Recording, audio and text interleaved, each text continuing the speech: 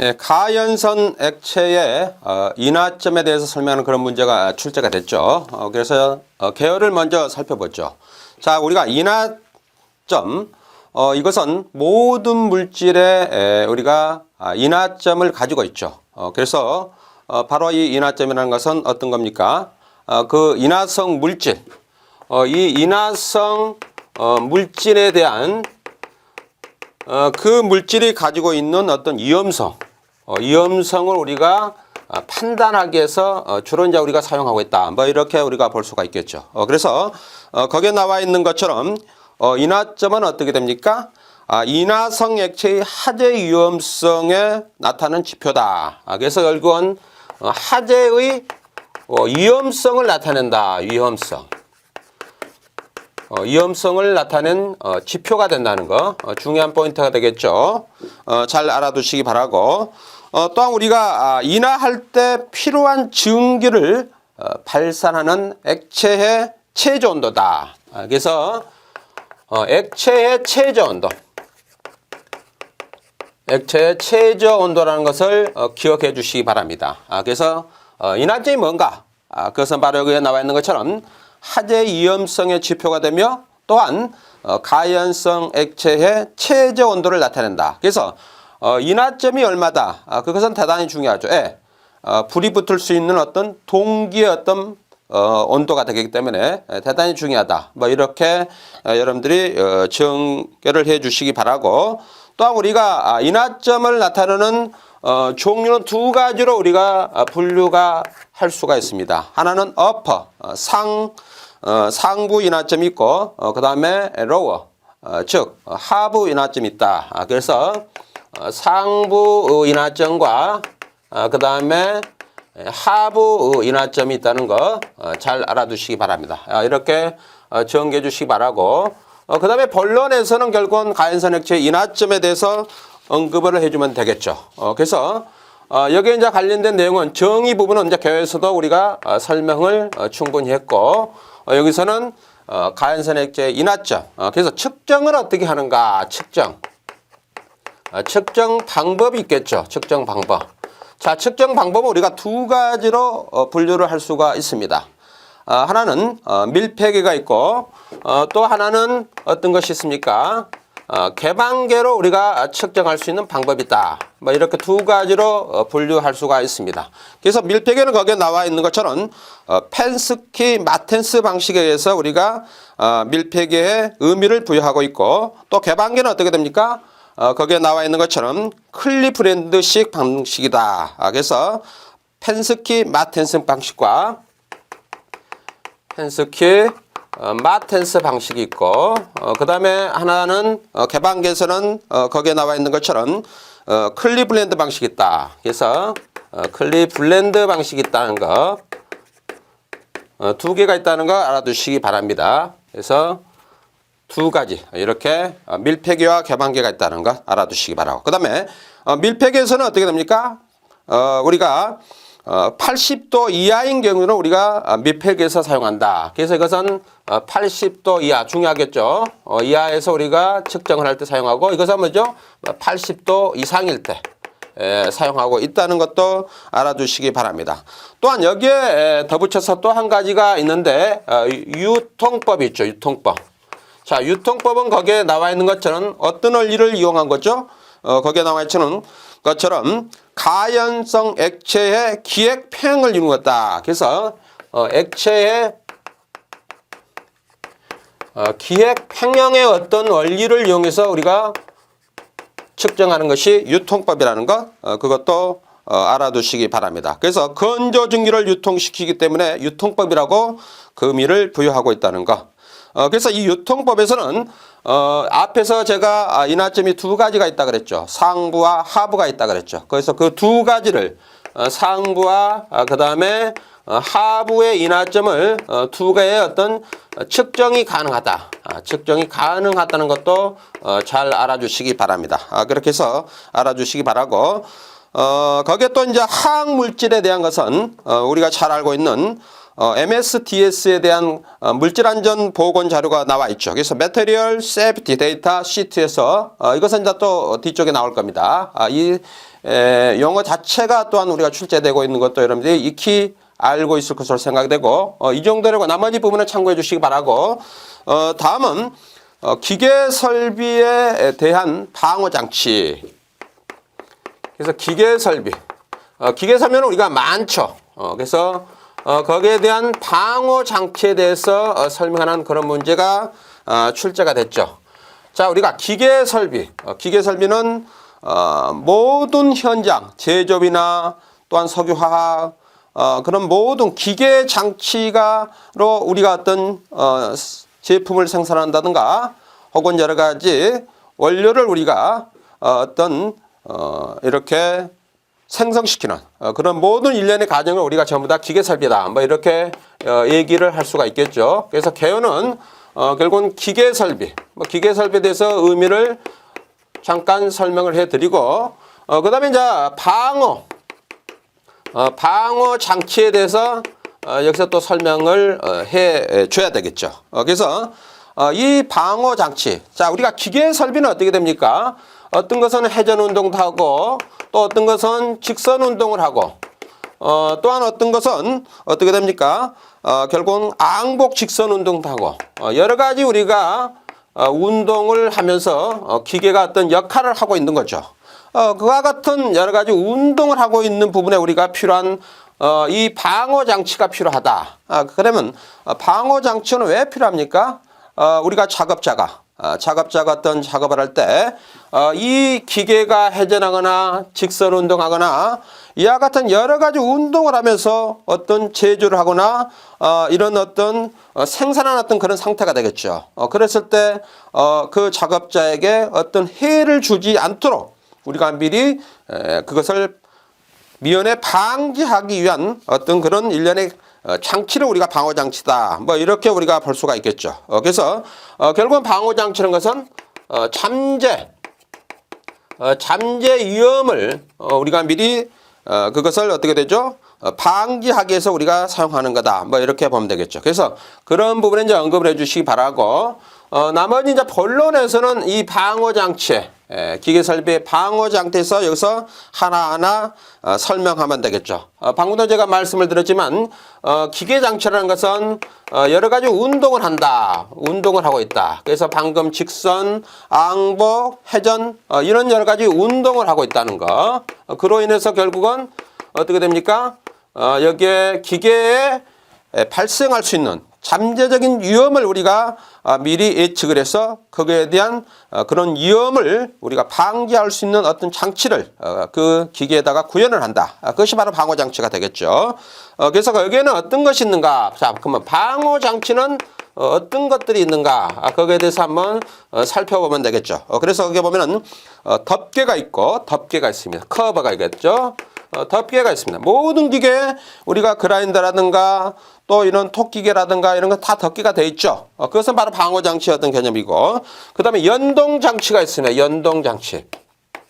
자, 연동 장치는 어떻게 됩니까? 어떤 카바를 열면은 기계가 작동이 안 되게끔 거기에 뭐 리미트 스위치가 부착이 됐다든가 그렇게 해서 정기적으로 회전이 모터가 회전이 안 되도록 우리가 어떤 그런 신호를 이런 제어를 할 수 있는 그런 회로를 구현하는 거죠. 이제 그런 것이 있고 그다음에 자동 방어 장치가 있죠. 자동 방어 장치.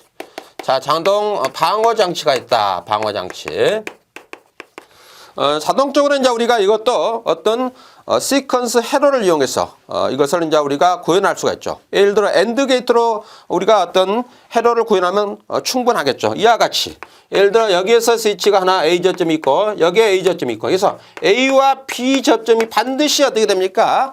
지금은 다 떨어져 있는 상태죠. 그래서 떨어져 있는 상태가 된다. 그래서 이 두 개가 다 붙어야만이 여기에 M이라는 모터가 회전하도록 해줄 수 있는 그런 어떤 방어 장치. 그 다음에 원격 제어. 여기는 이제 우리가 여러 가지 RCB, 리모트 컨트롤 박스를 이용해서 원격 제어를 해서 그에 대한 기계가 멈추거나 또한 작동이 될수록 해주는 그런 것이다. 그다음에 대체 이송 방출 장치 뭐 이런 것도 있습니다. 그래서 그런 것을 이제 알아주시기 바라고. 자, 이와 같은 것의 방호 장치. 방호 장치의 고려사항은 어떤 것이 있는가? 고려사항. 이것도 상당히 우리가 중요하겠죠. 그래서 그 첫 번째는 뭐가 있습니까? 방호 능력을 확보해야 되겠죠. 그래서 방호 능력을 우리가 확보해야 된다. 능력을 확보해야 된다. 이 방호 능력은 뭡니까?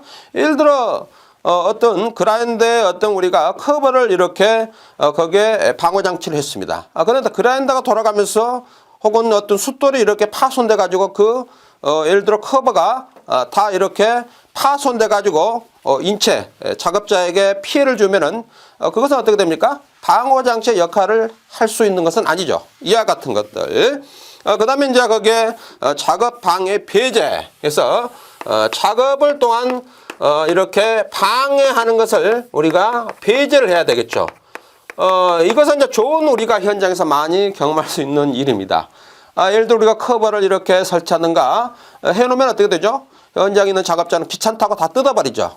그것이 바로 이제 작업을 할 때 효율성이 떨어지고 또한 그것이 귀찮았다 보니까 실제 그 방호 장치가 부착이 돼야 되는데 그것을 다 제거해버리는 작업자가 그런 경우들. 그 다음에 경고성이 있어야 돼요. 경고성. 방금도 제가 말씀드렸던 커버가 파손이 되지 않는 그런 어떤 경고성이 있어야 되겠고, 그 다음에 적합성이 있어요. 그 기계에 맞는 어떤 적합성으로 이렇게 해줘야 되겠죠. 그래야 작업자가 어떤 효율성을 가지고 열심히 해야 되겠죠.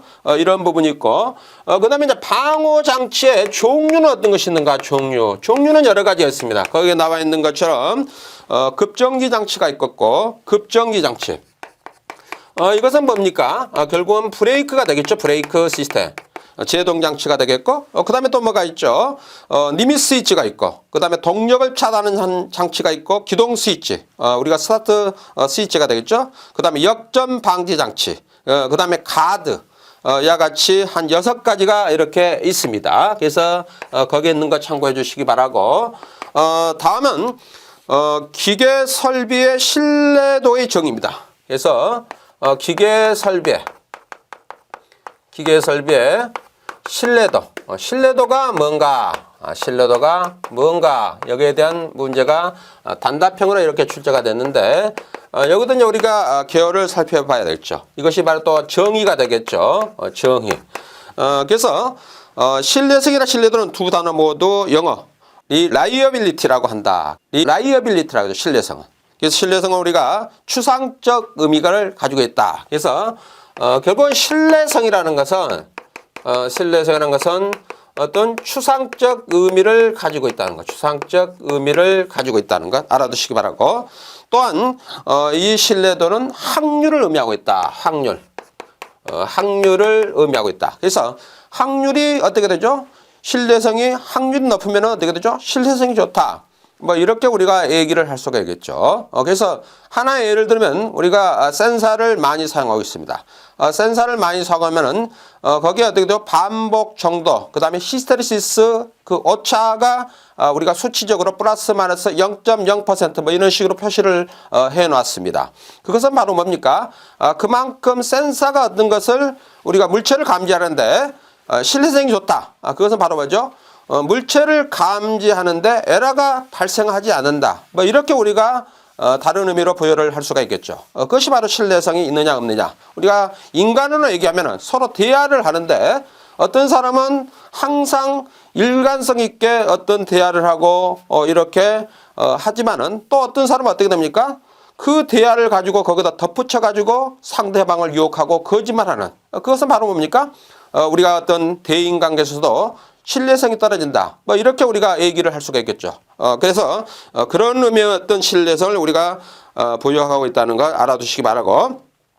또한 기간 중 소정의 기능을 수행할 수 있는 확률.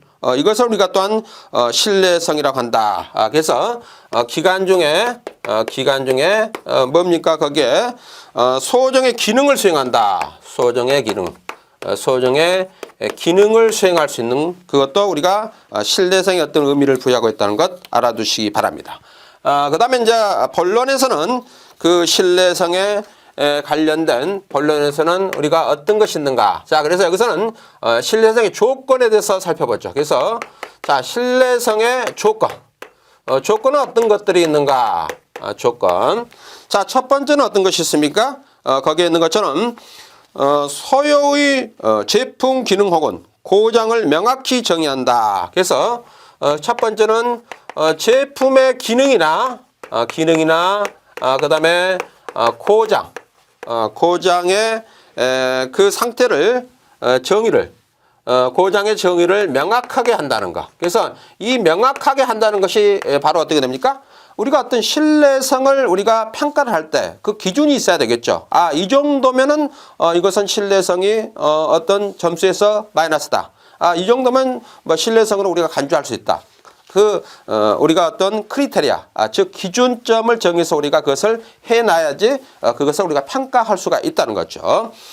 두 번째는 제품의 사용 조건 및 환경 조건을 정의해야 된다. 그래서 사용과 그다음에 환경 조건을 또한 우리가 정의를 해줘야 되겠죠. 이것도 바로 이제 크리테리아죠. 그래서 어느 상태에서 해야만이 우리가 이것을 얼마로 몇 퍼센트를 우리가 부여한다. 뭐 이렇게 알 수가 있겠죠.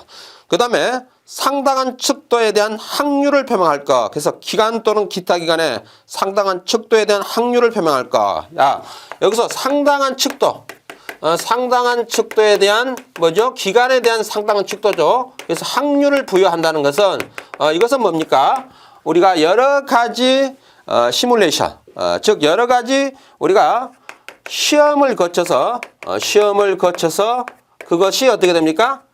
그것이 얼마만큼 평균적으로 얼마가 됐을 때 이것은 신뢰성을 우리가 얼마다. 이것은 신뢰성이 있다. 이것을 여기서는 의미를 하고 있죠. 잘 기억을 해 주시기 바라고. 다음은 기계 설비 안정 장치 중에 개회로 제어 방식과 폐회로 제어 방식입니다. 그래서 기계 설비입니다. 기계 설비에 안전장치가 있죠. 안전장치가 있습니다. 그래서 여기에 하나는 개회로가 있고 그 다음에 또 뭐가 있습니까? 폐회로가 있고 두 가지가 있죠. 우리가 저의 어떤 회로 방식이 폐회로가 있다. 뭐 이렇게 의미를 부여할 수가 있습니다. 자, 여기서도 이제 우리가 어떻게 됩니까? 개요를 써야 되겠죠. 개요. 그래서 기계 설비는 뭐 앞에서 여러 번 했으니까 모든 우리가 플랜트 설비, 석유화 이런 것들이 전부 다 생산하거나 또한 어떤 원료를 우리가 제조하거나 이런 것들이 전부 다 기계 설비의 어떤 개념을 가지고 있다. 그것을 언급을 해주시면 되겠고 바로 이제 안전장치는 앞에서 얘기했지만은 여러 가지 우리가 작업자에게 피해를 주지 않도록 그 어떤 장치를 부여하는 것이 구현해 내는 것이 바로 안전장치다. 뭐 이렇게 보면 되겠죠. 그래서 의미를 알아두시고 자 그러면 우리가 개회로는 뭐고 폐회로는 뭐냐? 이것은 우리가 자동계에서 상당히 많이 나오고 시험 출제도 많이 됩니다. 그래서 보통 우리가 개회로는 어떻게 됩니까? 인풋이 들어갑니다. 그 다음에 여기 어떤 시스템, 소스가 있죠.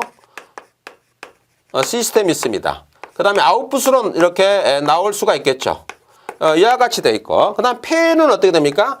인풋이 들어가면 여기에 뭐죠? 비교기가 있죠. 비교기. 플러스 마이너스 비교기가 있어가지고 여기에 시스템을 거치고 일이 바로 아웃풋으로 나가는 것이 아니고 이것을 바로 어떻게 됩니까? 피드백을 해서 어떻게 됩니까? 피드백을 해서 다시 그 값이 맞는지 틀리는지 비교를 해서 항상 어떻게 됩니까? 똑같은 값이 나가도록 해준 것이 바로 폐회로. 즉 우리가 다른 말로 하면은 피드백 컨트롤 방식이다. 뭐 이렇게 우리가 볼 수가 있겠죠. 그래서 여기에 10을 넣으면은 이 개요료는 어떻게 됩니까? 11이 되더라도 바로 아웃풋으로 출력된 것이 바로 개회로가 되겠죠. 그렇죠. 폐회로. 크로즈루프 방식은 어떻게 됩니까? 여기에 10이 들어갑니다. 시스템을 거쳐서 11이 됐는데 결국은 이 11이 바로 나가는 것이 아니고 플러스 1만큼 다시 어떻게 죠? 피드백을 시켜서 항상 나가는 것은 어떻게 되는가? 10이 나가도록 이렇게 컴펜세이션 즉 보정을 해줘서 나가는 것이 바로 우리가 폐회로가 되겠죠. 그래서 간단하게 그렇게 이제 얘기해 주시기 바라고, 바로 이 두 개를 비교해서 우리가 여기에 안전장치를 설명을 해주면 되겠죠. 그런 부분을 언급해 주면 되겠죠. 그래서 우리가 결국 이제 계회로는 그럼 어떤 것이 있는가? 계회로. 자, 계회로 방식은 어떤 것이 있겠죠? 제어 방식이 결국 우리가 커버 같은 것이 되겠죠. 커버. 이런 커버, 스위치, 이런 것이 다 계회로가 되겠죠. 즉, 그 값이 그 자체가 우리가 계회로의 어떤 안전장치다. 뭐 이렇게 우리가 볼 수가 있겠고, 그 다음에 폐회로. 폐회로는 어떻게 됩니까? 폐회로 방식은 결국은 제가 앞에서 언급을 했듯이 어떤 우리가 시퀀스 저에서 엔드 게이트 뭐 이런 어떤 우리가 회로를 구현해서 결국은 그것이 어떻게 됩니까? 어떤 그 값이 돼야만이 정확하게 그 값이 돼야만이 출력으로 나갈 수 있는 그런 상태가 되겠죠. 근데 여기서는 이제 우리가 어떤 값에 밸류로 여기서는 이제 안전장치의 어떤 개념을 우리가 스태핑 모터나 서버 모터처럼 그 값의 어떤 에러 값이 여기서는 나오는 것이 아니고 신호의 안전, 세프티에 대한 그것이 안전한가 안전하지 않는가로 이제 우리가 정확도를 여기서는 얘기를 해야 되겠죠. 그래서 이것은 수치적으로 딱 나오는 것은 아니겠죠. 그렇죠? 그래서 이제 여기서도 우리가 AND 이렇게 해놓으면 어떻게 되죠? A, B 두 개가 다 어떻게 됩니까? ON이 돼야지. B접. 현재는 A 접점이지만 이것이 B 접점으로 바뀌면서 어떻게 됩니까? B 접점으로 바뀌면서 결국은 어떻게 되죠? 안전하게 우리가 기계를 동작할 수 있도록 구현을 하는 것이 바로 그것이 뭡니까? 우리가 폐회로 제어 방식이다. 뭐 이렇게 우리가 의미를 부여하면 충분할 것으로 생각이 됩니다. 그래서 여러분들 그림을 그려서 이렇게 설명하면 더욱더 이상적이라고 판단이 됩니다.